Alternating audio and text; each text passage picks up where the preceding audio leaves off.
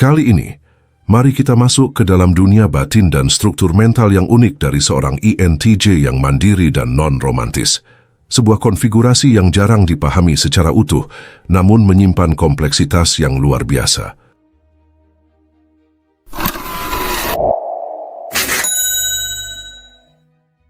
Tipe kepribadian ENTJ non-romantic self-sufficiency adalah kondisi di mana seorang individu dengan tipe kepribadian ENTJ membentuk kehidupan mental, emosional, dan praktis yang tidak hanya tidak bergantung pada hubungan romantis, tetapi juga secara aktif tidak memerlukannya sebagai bagian dari eksistensi personal atau aktualisasi diri.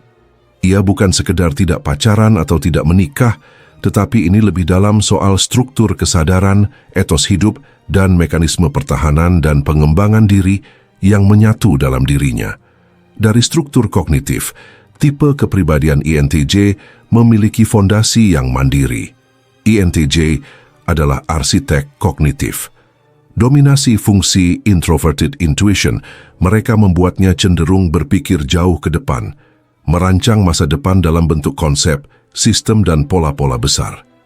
Ia tidak hidup dalam kebutuhan akan relasi emosional, melainkan dalam dorongan untuk memahami, mengontrol, dan menyempurnakan dunia dan dirinya sendiri.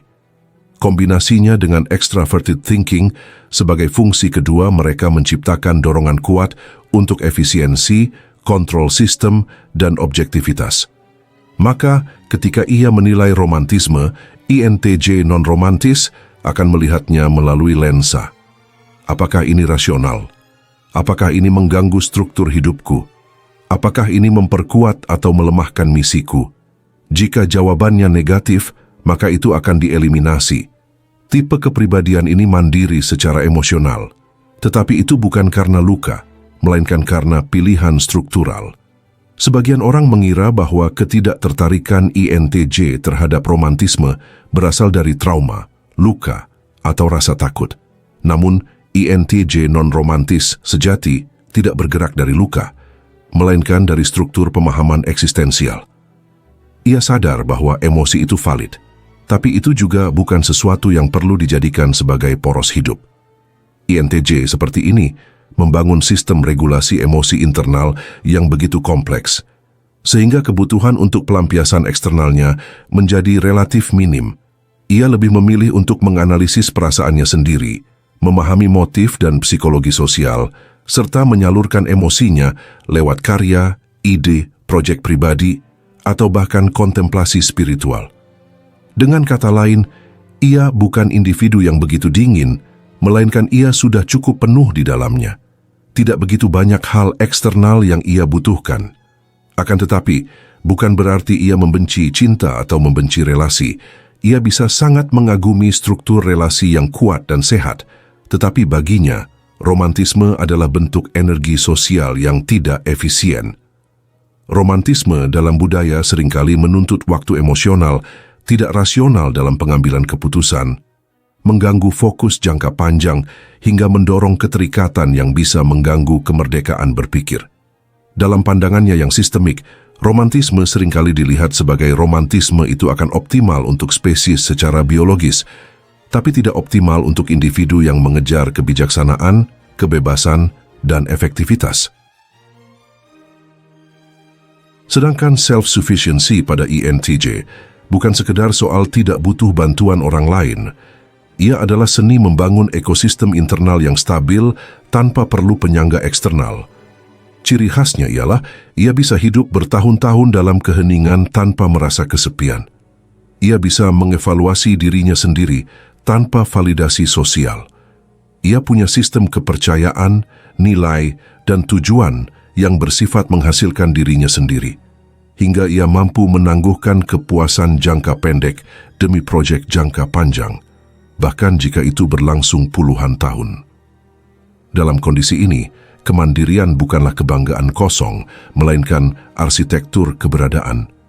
Tetapi ENTJ non-romantis juga tetap menjalin relasi sosial, namun dengan struktur yang sangat selektif dan bertujuan. Ia menjalin koneksi dengan orang-orang yang bisa memantik ide, memperluas perspektif, atau memberi tantangan intelektual. Ia cenderung menjauhi drama emosional, gosip, dan hubungan yang tidak berbasis pertumbuhan. Ia sering menjadi semacam jaringan tersembunyi dalam kelompok sosial. Mereka hadir, tetapi misterius dan tidak terlibat terlalu dalam. Yang terpenting, ia bisa hidup tanpa siapapun, tapi memilih untuk terkoneksi jika memang ada manfaat intelektual atau spiritual. Karena ia tidak mencari pelampiasan di luar, ia mulai menggali kedalaman batin, eksistensi, dan hakikat akan realitas. Banyak INTJ non-romantis yang akhirnya masuk ke wilayah kontemplatif spiritual. Ia bisa menjadi sangat teistik atau sangat agnostik, tapi keduanya muncul dari hasil pemikiran panjang, bukan karena pengaruh sosial. Dalam spiritualitas, ia tidak mencari pelipur lara, melainkan mencari struktur metafisik yang masuk akal dan dapat dipraktikkan. Tuhan, jika ia meyakininya, bukan sekadar objek cinta, melainkan kebenaran sistemik tertinggi yang harus dipahami dan ditaati. Namun, menjadi INTJ non-romantis juga punya risikonya. Individu dengan tipe kepribadian seperti ini terlalu mengandalkan logika hingga kehilangan empati spontannya, menjadi terlalu menyendiri hingga memutus potensi relasi manusiawi yang sehat. Memandang manusia lain sebagai subjek yang harus dipahami, bukan pribadi yang harus dihargai. Mereka jadi terlalu terobsesi pada kesempurnaan internal dan lupa bahwa kekacauan juga bagian dari kehidupan. Jika tidak seimbang, ia bisa menjadi seperti menara gading, kuat, tinggi tapi terputus dari dunia. Ia seorang pemikir yang membentuk dunianya dengan prinsip, bukan impuls, dengan struktur batin, bukan kebutuhan eksternal. Kehidupan bagi mereka bukan sekedar pengalaman yang harus dijalani, melainkan lebih seperti sistem kompleks yang harus dipahami, dirancang, dan dimenangkan. Ia memandang hidup bukan dengan lensa emosional atau kenikmatan, tapi dengan visi makro yang tajam. Tujuan utamanya bukanlah kesenangan, melainkan pertumbuhan. Ia tidak tertarik menjadi bahagia dalam arti umum. Ia lebih tertarik untuk menjadi tepat, menjadi efektif, dan menjadi otentik. Mereka percaya bahwa dunia ini penuh distraksi, dan tugasnya adalah menyaring yang esensial dari yang kosong. INTJ seperti ini cenderung melihat kehidupan sebagai ladang pertempuran ide, tempat ujian kehendak, dan ruang uji struktur internal. Keinginannya adalah menyelaraskan dirinya dengan realitas objektif, entah itu hukum alam, prinsip moral, atau ketetapan ilahi, serta terus-menerus mengkalibrasi dirinya terhadap sistem tersebut. Cinta bagi mereka bukanlah penyangga eksistensial. Ia bisa mengakui keberadaan cinta sebagai fenomena biologis, psikologis, dan spiritual, namun ia memposisikannya dalam struktur hierarki prioritas yang sangat rendah. Kecuali cinta itu hadir dalam bentuk agung, terintegrasi, dan tidak mengganggu otonomi. Ia skeptis terhadap cinta yang impulsif, posesif, atau emosional tanpa arah. Ia menilai cinta bukan hanya dari rasa, tetapi juga dari fungsi dan efeknya dalam hidup.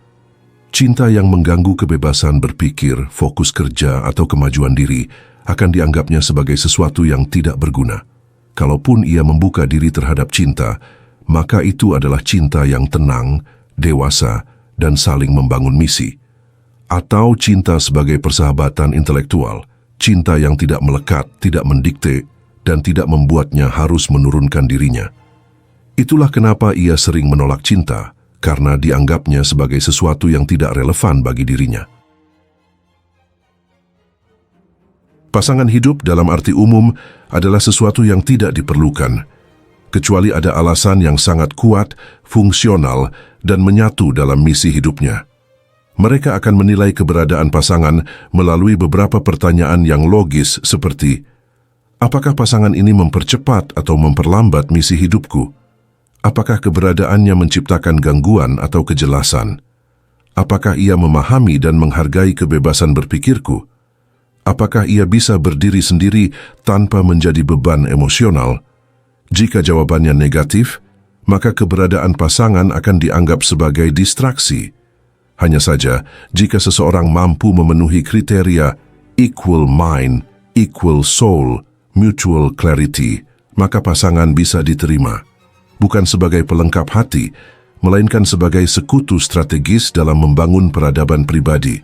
Karena bahagia bagi INTJ jenis ini bukanlah tentang perasaan gembira, melainkan tentang kepuasan struktural. Ia merasa bahagia saat struktur mentalnya berjalan baik, mampu memahami realitas dengan akurat. Ia merasa bahagia ketika ia dapat sepenuhnya menguasai dirinya sendiri. Baik itu emosi terkendali, kehendak teguh yang dipilih dan dimiliki. Kebahagiaannya ialah dapat membuat kemajuan pada proyek jangka panjangnya, hidup dalam keheningan yang produktif, serta menemukan makna atau insight yang tajam dan elegan. Bahagia mereka tidak yang meluap-luap, bahkan mungkin tidak akan terlalu terlihat dari luar. Tapi ketika ia sedang bahagia, perasaannya akan sangat dalam, tenang, dan penuh kelegaan intelektual. Ketika orang lain bahagia karena dicintai, INTJ bahagia karena memahami sesuatu yang sebelumnya gelap gulita. Ketika orang lain bahagia karena dimiliki, INTJ bahagia karena berhasil menaklukkan dirinya sendiri.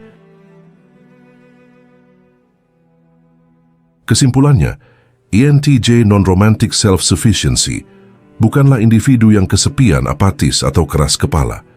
Ia adalah arsitek kesadaran yang memilih jalannya sendiri, bukan karena ia tidak bisa mencintai, tetapi karena ia telah memilih untuk mencintai keutuhan, ketepatan, dan kemerdekaan di atas segala yang ada pada dirinya sendiri. Bahagianya bukanlah tentang memiliki orang, melainkan tentang menjadi utuh yang bahkan jika ia sendiri pun, ia takkan runtuh.